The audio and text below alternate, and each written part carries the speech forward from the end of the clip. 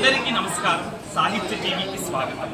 నేను ఇవాళ ఆంధ్రప్రదేశ్ రాష్ట్రంలోని ప్రకాశం జిల్లాలో నెలకొని ఉన్న ఒక అద్భుతమైన మహామహిమాన్వితమైన ఆలయంలో ఉన్నానండి. ఈ ఆలయం పేరు నెమలిగుండ్ల రంగనాయక స్వామి దేవాలయం. ఇది ఎంతో ప్రత్యేకమైనది. ఎన్నెన్నో విశేషాలు ఉన్నాయండి. ఈ ఆలయానికి సంబంధించి ఆలయ విశేషాలు, ఆలయ చరిత్ర ప్రతిదీ మీకు నేను క్షుణ్ణంగా వివరిస్తాను. వీడియోని ఎక్కడా స్కిప్ చేయకుండా చూడండి. మీరు కూడా నాతో పాటు వచ్చి నెమలిగుండ్ల రంగనాయక స్వామి ఆశీస్సులు అందుకోండి.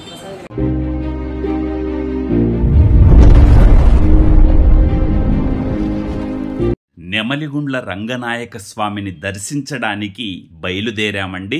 ఆ మెట్ల మార్గం గుండా మెట్ల మొదల్లో టికెట్ తీసుకొని ఆ తర్వాత ముగ్గురు మిత్రులం ఒక్కో మెట్టు ఎక్కుకుంటూ స్వామివారిని దర్శించుకోవాలని బయలుదేరాము.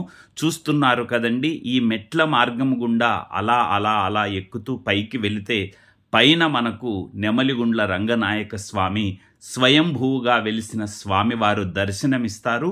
ఈ స్వామివారు సాక్షాత్తు శ్రీ మహావిష్ణువు అంశ అని స్వయంభూగా ఇక్కడ వెలిశారని మనకు పురాణ గాథల ద్వారా అవగతమవుతోంది. ఈ రంగనాయక స్వామి ఆలయం దట్టమైన నల్లమల అటవీ ప్రాంతంలో ఉంది అన్న విషయం మీకు తెలిసిందే. అలాగే ఆలయం పక్కలోనే జలపాతం ఉంది. ఇందాక మీరు నెమలిగుండం చూశారు కదా, అక్కడ స్నానాలు చేసి అనంతరం స్వామివారిని దర్శించుకోవడానికి వస్తారు. ఒక శనివారం మాత్రమే స్వామివారిని దర్శించుకునే అవకాశం ఉంటుంది. ఎందుకంటే ఇది దట్టమైన నల్లమల అటవీ ప్రాంతము కాబట్టి వన్యమృగాలు, పులులు సంచరిస్తూ ఉంటాయి. కాబట్టి ఒక శనివారం మాత్రమే భక్తులకు సందర్శనార్థం ఇక్కడ అనుమతిస్తారు. దాదాపుగా మనం పైకి వచ్చామండి. పైనుంచి చూడండి వ్యూ ఎలా కనిపిస్తుందో, అద్భుతహా కదూ. కింద నెమలిగుండం ఉంటుంది. చుట్టూరా ఎత్తైన కొండలు, చెట్లు, ప్రకృతి రమణీయతతో అలరారే ఒక అద్భుతమైన మహామహిమాన్వితమైనటువంటి ఆలయము ఈ యొక్క నెమలిగుండ్ల శ్రీ రంగనాయక స్వామి ఆలయము. ఇది నల్లమల అటవీ ప్రాంతంలో ప్రకాశం జిల్లా గిద్దలూరుకి సమీపంలో రాచర్ల మండలం జల్లివాని పుల్లల చెరువుకు పడమటి దిక్కున 6 కిలోమీటర్ల దూరంలో ఉంటుంది. ఇది నల్లమల అటవీ ప్రాంతంలో నెమలిగుండ్ల రంగనాయక స్వామి దేవాలయంగా ప్రసిద్ధికెక్కింది. చూస్తున్నారు కదండి, ప్రధాన ఆలయం యొక్క ధ్వజస్తంభాన్ని అలాగే గోపురాన్ని ఈ నెమలిగుండ్ల రంగనాయక స్వామికి సంబంధించి మీరు గమనిస్తున్నారు కదా. ఇక్కడ స్వామివారికి సంబంధించి మయూర మహర్షి తపస్సు చేశాడని చెప్పేసి స్వయంభూగా స్వామి వెలిచారు. మనోభీష్ట సిద్ధి కోసం మయూర మహర్షి ఇక్కడ చేశాడు పూజలు అని. ఆ సమయంలోనే ఆయన ముక్కుతో ఆ గుండాన్ని తవ్వడం వల్ల మనకు అక్కడ గుండం ఏర్పడిందని, ఆ నీళ్ళనేటివి ఎంతో పవిత్రమైనవి అని, సర్వరోగ నివారణిగా, అందుకే అక్కడ ప్రతి వాళ్ళు దాదాపుగా స్నానం చేస్తూ ఉంటారు. ఇక్కడ మయూర మహర్షి శ్రీ మహావిష్ణువు కోసం తపస్సు చేశాడని తెలుస్తోంది. అలాగే ఇక్కడ రంగా అనే ఒక గిరిజన యువతికి సంబంధించి ఒక చారిత్రక నేపథ్యం ఉన్నటువంటి గాథ ఉంది. అదేంటంటే నల్లమల కొండలలో ఇసుకగుండం అనే చోట చెంచు జాతికి చెందిన బయన్న బయక్క దంపతులు ఉండేవాళ్ళట. వారి ఏకైక కుమార్తె పేరు రంగా.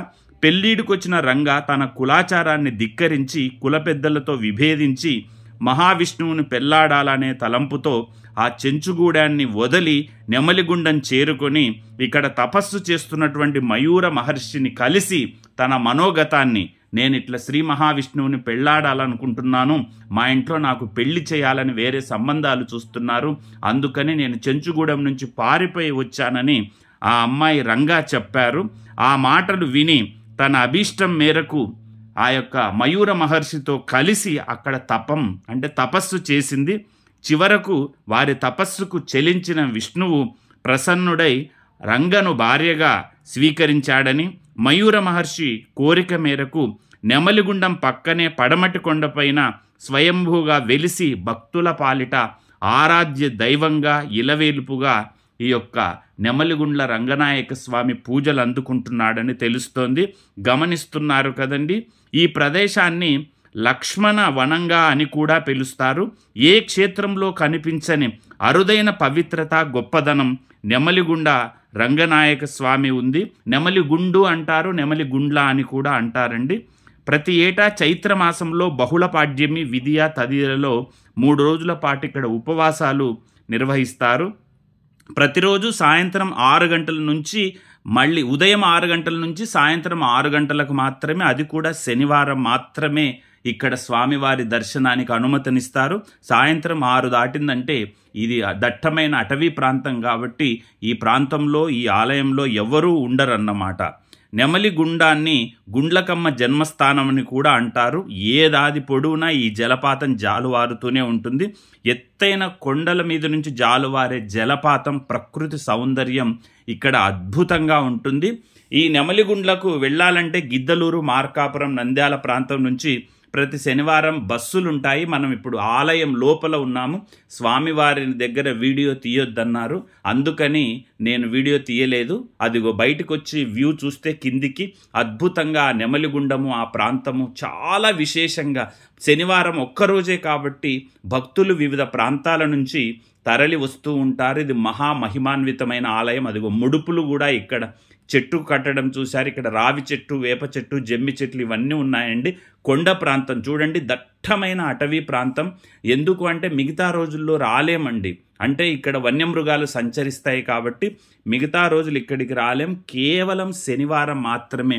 ఇందాకే చెప్పాను, శనివారం మాత్రమే రావచ్చు, మిగతా రోజులు రావడానికి ఇక్కడ అనుమతి లేదు అని. ఇక్కడ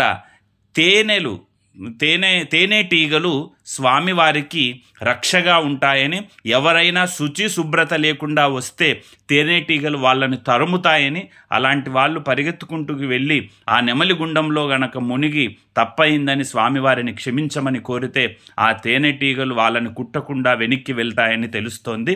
అంతటి మహామహిమాన్వితమైన ఆలయము నెమలిగుండ్ల శ్రీ రంగనాయక స్వామి ఆలయం. ఇక్కడ ఉత్సవమూర్తులు ఉన్నారండి, గమనించండి. శ్రీ రంగనాయక స్వామి వారు కోరిన కోరికలు తీర్చే కొంగు బంగారంగా ఇక్కడ విరాజిల్లుతున్నారు.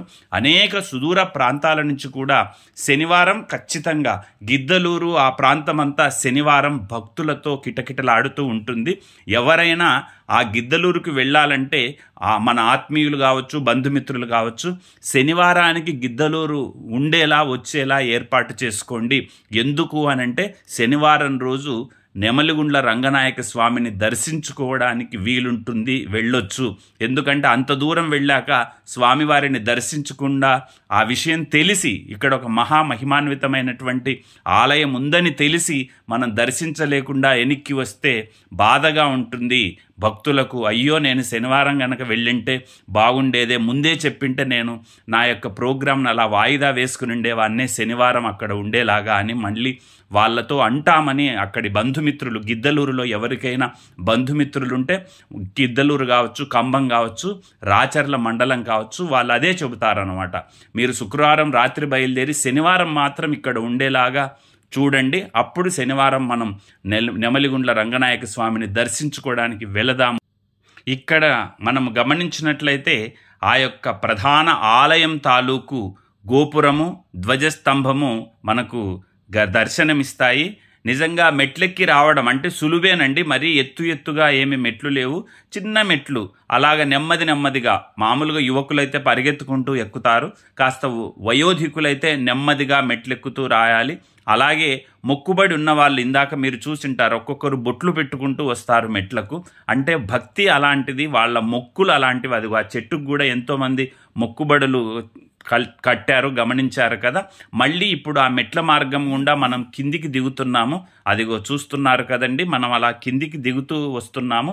ఇక్కడ నుంచి తర్వాత ఇదే ఆలయ ప్రాంగణంలో, అంటే కింద ఈ దట్టమైన నల్లమల్ల అడవి ప్రాంతంలో ఈ ఆలయానికి దగ్గరలోనే మనకు ఆ రంగమ్మ ఎవరైతే శ్రీ మహావిష్ణువుని పెళ్ళాడి రంగనాయకిగా ఉందో ఆ అమ్మవారికి సంబంధించి కూడా ఒక చిన్న ఆలయంలా ఉంది. చాలామంది కొత్తగా పెళ్ళైన జంట అక్కడికి వెళ్ళి స్వామివారిని, అమ్మవారిని దర్శించుకుంటారు.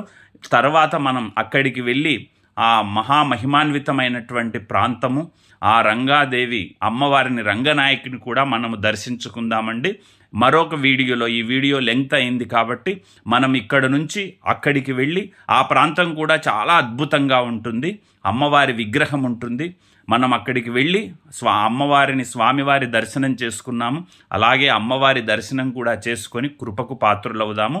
ఇది ప్రకాశం జిల్లా, ఆంధ్రప్రదేశ్ రాష్ట్రంలో గిద్దలూరుకి సమీపంలో రాచెల్ల అనే మండలంలో ఉందండి. మరొక వీడియోలో మనం అమ్మవారి యొక్క ఆ ప్రాంతాన్ని, ఆ యొక్క గుడిని, ఆ స్థల పురాణాన్ని తెలుసుకుందాం. వీడియో లెంగ్త్ అయింది కాబట్టి నేను ఇక్కడితో ఈ వీడియోని ముగిస్తున్నాను. మీ అందరికీ స్వామి యొక్క శుభాశీస్సులు లభిస్తాయి. చూశాను కదండి నెమలిగుండ్ల రంగనాయక స్వామి దేవాలయాన్ని. ఎలా అనిపించింది? అద్భుతంగా ఉంది కదా. ఎంత అద్భుతంగా ఉందంటే అంత మహామహిమాన్వితమైనది. ఇక్కడ ఎవరైనా వచ్చి భక్తులు స్వామివారికి తమ కోరికలను విన్నవించుకుంటే కోరిన కోరికలు తీర్చే కొంగు బంగారంగా విరాజిల్లుతున్నాడు రంగనాయక స్వామి. మీరు కూడా ప్రకాశం జిల్లా వైపు వచ్చినప్పుడు తప్పకుండా స్వామివారిని దర్శించుకోండి, ఆయన కృపకు పాత్రలు కండి. ఎలా అనిపించింది? మీ తాలూకు అభిప్రాయాన్ని ఖచ్చితంగా కామెంట్ రూపంలో తెలియజేయండి. లైక్ చేయండి, కామెంట్ చేయండి, నచ్చితే మీ బంధువులకు షేర్ చేయండి. ఎవరైనా కొత్తగా నా ఛానల్ని చూస్తున్నట్లయితే సబ్స్క్రైబ్ చేసి పక్కనే ఉన్నటువంటి బెల్ ఐకాన్ని క్లిక్ చేయండి. అలా చేసినట్లయితే నేను చేసే ప్రతి వీడియో తాలూకు నోటిఫికేషన్ మీకు అందుతుంది. మిస్ కాకుండా ప్రతి వీడియోని మీరు చూడొచ్చు అన్నమాట. సదా మీ ప్రోత్సాహాన్ని కోరుకుంటూ మీ సాహిత్య ప్రకాశపురం సాహిత్య.